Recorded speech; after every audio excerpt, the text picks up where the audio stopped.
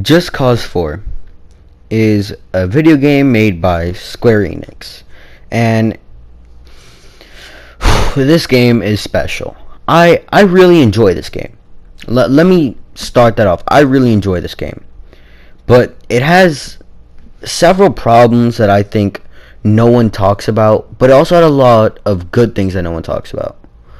So, if you don't know what this game is, it's a game that takes place in Solis, a made-up country in some Spanish part of the world.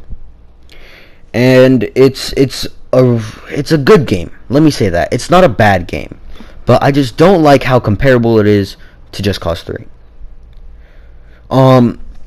It starts off and you get the same things that Just Cause 3 had.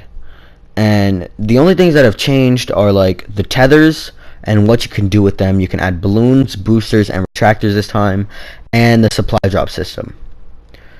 The supply drop system, instead of like you liberating somewhere and then picking up a supply drop beacon, it is simply you just go and you call it in, you wait 5 minutes, and then you can call in another thing. That's really the only difference between Just Cause 3 and Just Cause 4. But I still have to say I like this game a lot. I would say it's better than Just Cause 3 because it's just way more fun. It gives you way more options to mess around with. It's definitely better than Just Cause 3's.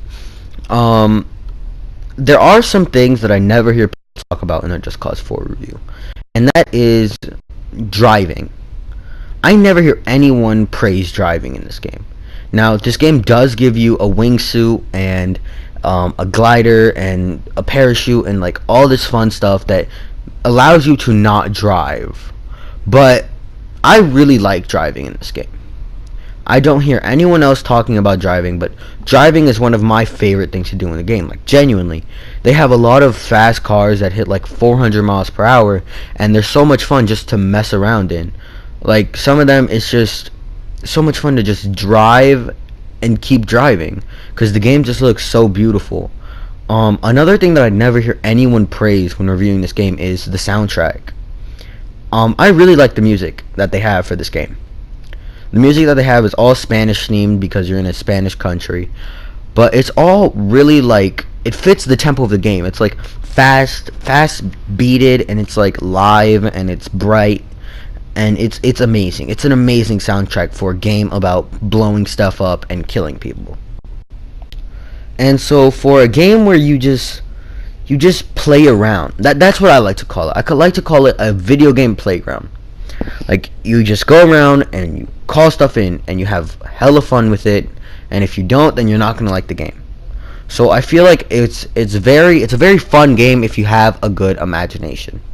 If you're just one of those people who's like, oh, I'll just go through the story, like I'll do nothing but play the missions, right? Then you might not want to buy this game. Okay? But if you're one of those people who's like, oh yeah, I like just fucking around in a video game, and I like just, walking around and shooting people and blowing shit up, and it's hella fun to me, then this is the game for you. Like, I would genuinely buy the game if I was like that, which I am. That's how I am. I like to just roam around in open world games and blow shit up. Okay? Like, you want me to play a game? You better have fucking explosions. And I know that's how some people are. Some people don't like stuff like that. So if you don't like just constant killing, constant action, which I'm not sure why you wouldn't, but if you don't like that stuff, then don't get this game. But if you do just like digging around in helicopters and planes, and you just like lifting shit up, then I would suggest buying this game. There are some problems with the game. I'm really worried about the length of the game because I haven't really played the story that much. I've kind of just drove around and just attached things to other things. As you can see in the clip here, I attached my car to a plane, and it's actually pretty fun.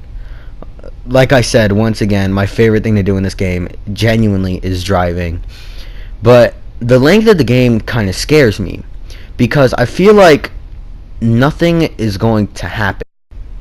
And what I mean by nothing is going to happen, I mean The system in the game that they have is you liberate outposts and you destroy these what they call chaos objects. And when you destroy these chaos objects, you get kind of experience towards new squads, and you use these squads to take over parts of the country. But I find it that whenever I take over a part of the country, there's never any more enemies in it. It's always my people. So that makes sense, because if you took over a part of a country, there would be no bad people in it. But it's kind of weird, because in a game about blowing things up and killing people, if I liberate a couple spots, then then there's no one else to fight. And I find that kind of concerning. Now, I'm not done with the game. I haven't really played that many missions, but I do like the game so far. It's kind of just like a bit.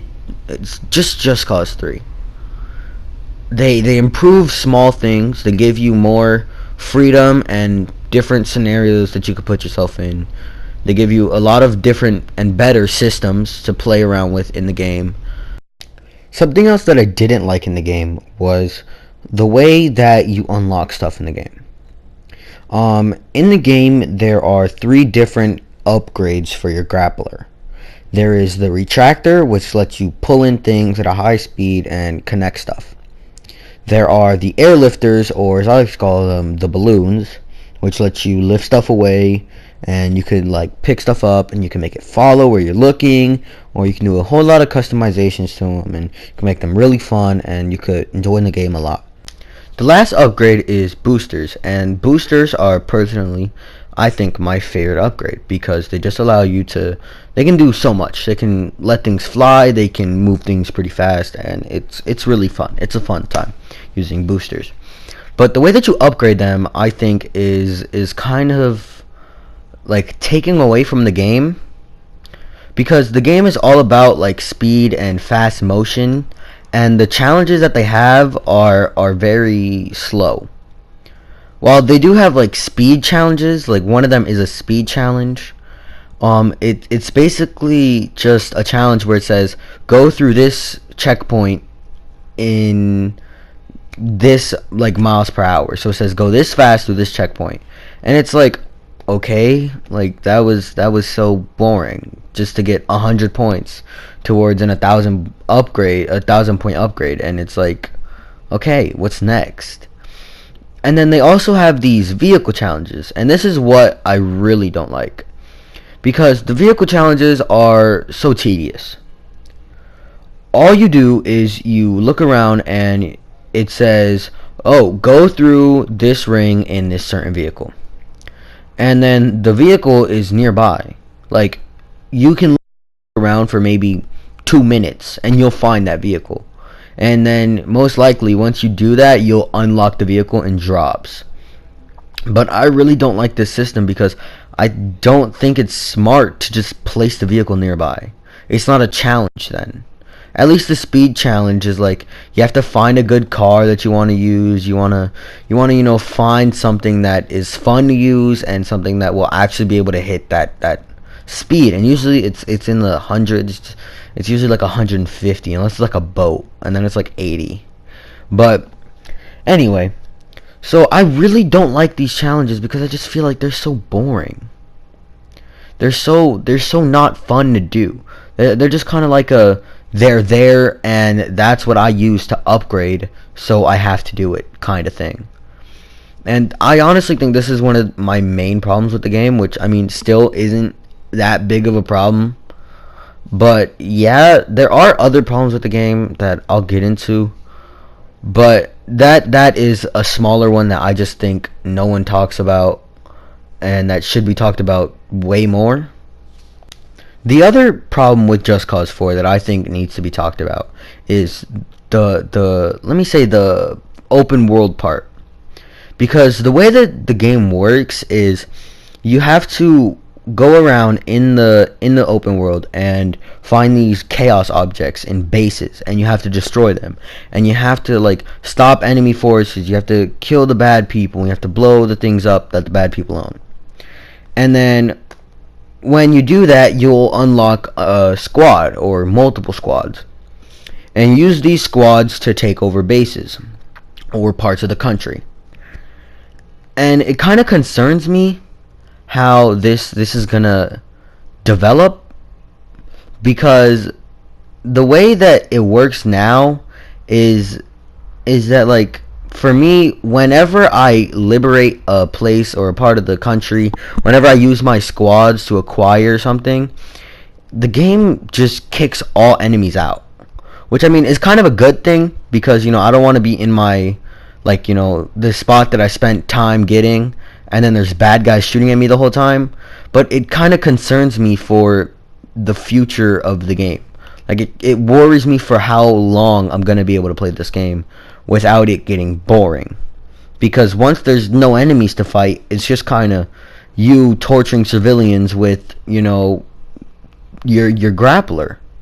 And that's fun for a while, but that could get boring very quickly. And I'm kind of concerned that it will. Now, look at the screen. Tell me if this is what would happen in a game with no glitches. I attach a bus to a truck, and then I try to pull it in, and the bus starts flying away. And it literally went so far, I tried to go over to where it was, and it despawned. How? How does that happen? Okay? It's stuff like that, and this clip too. The llama, or whatever it is, the alpaca, I don't know, but it gets stuck on my car, falls off, then gets back on. It's not a huge problem, but it's kind of just like a minor thing that I just don't like. And like, I feel like if I paid for this game, it should be, at least be able to get llamas off of my car. Just some smaller things that I don't like. In this clip, you can see you can't look straight down, or straight up for that matter. Like, this is the only game that I think I would need to look straight up in. Okay? There's no other game where I need to look directly up or directly down. Like, if I'm playing Call of Duty, I don't need to look up at the ceiling. In this game, I do, because sometimes there are helicopters above me, or there are enemies below me that I need to shoot at when I'm in my parachute.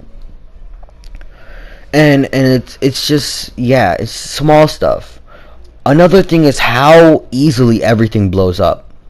I get it that this is a game about stuff blowing up and all, but look at this. Look at this. I fly the plane forward, I hit a rock, and this happens. I hit a rock with a plane. Okay? Not even like it was a big rock, a small rock.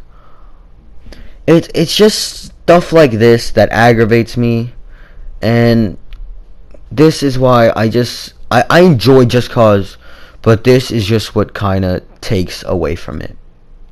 Just Cause 4 overall is a fun game to dick around in and just have a fun time.